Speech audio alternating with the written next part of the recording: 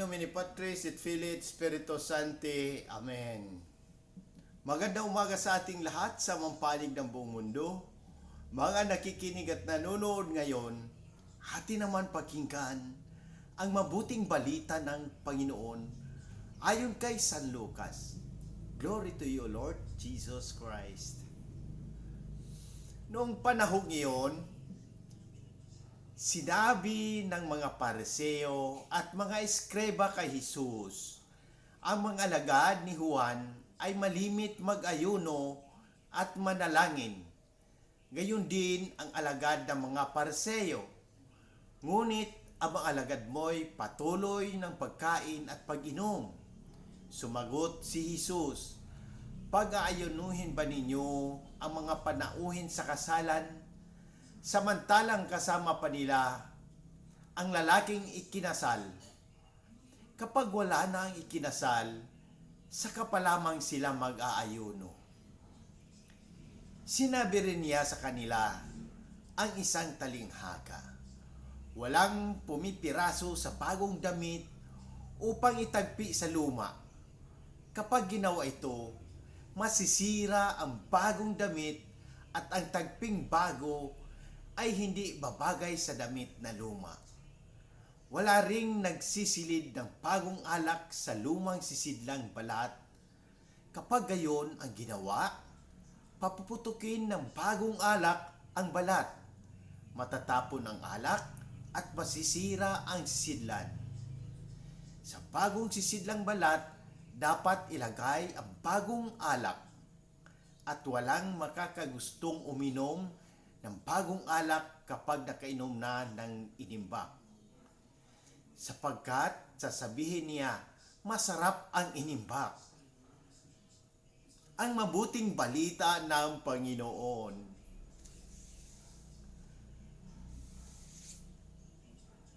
Pagnilayan natin bilang Romano Katoliko,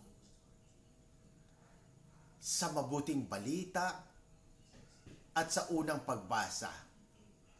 Sa Ebanghelyo ngayon, itinuligsa ng mga Pariseo at eskriba si Jesus dahil sa hindi pag-aayuno ng kanyang mga alagad.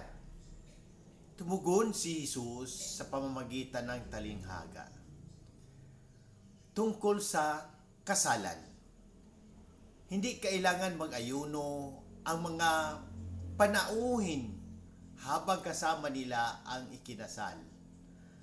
Ang kasal ay simbolo ng kagalakan at ang presensya ni Jesus sa piling ng kanyang mga alagad ay simbolo ng panahon ng kasiyahan at bagong buhay.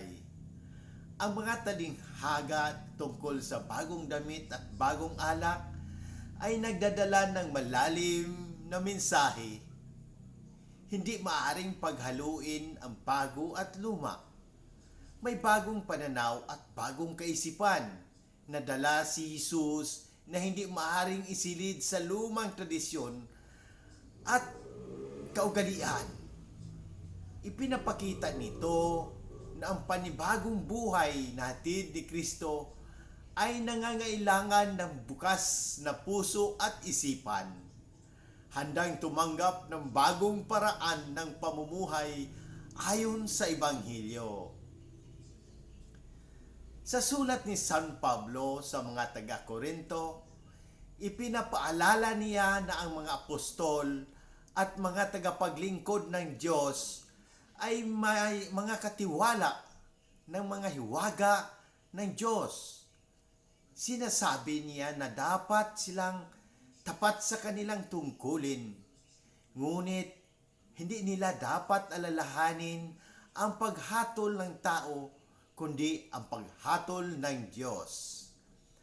Ang tunay na pagsusulit sa pananampalataya ay hindi kung paano tayo tinitingnan ng iba, kundi kung gaano tayo katapat sa Diyos.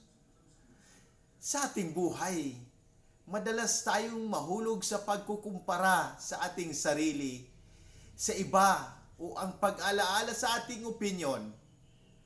Ngunit tinatawagan tayo ni San Pablo na ituon ang ating pansin sa Diyos at sa kanyang paghatol. Dahil siya lamang ang may kakayahang makita ang lahat ng ating pinagdadaanan at pangakalaliman ng ating puso. Sa ating pagnilay, hinihikayat tayo ng mga pagbasa ngayon na maging bukas sa pagbabago at baguhin ang ating pananaw ayon sa bagong buhay na hatid ni Kristo.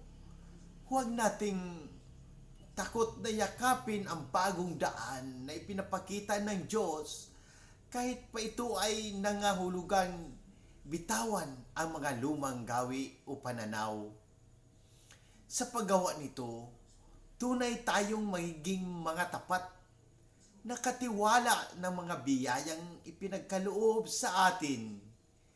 Sa muli, hinihikayat ko ang lahat, Katoliko man o hindi, na magtanong at pagnilayan ang mensahe ng Ebanghilyong ito. Kung may mga katanungan kayo tungkol sa pananampalataya, ang ating simbahan o anumang aspeto ng ating buhay, bukas ang aking puso na sagutin ang mga ito.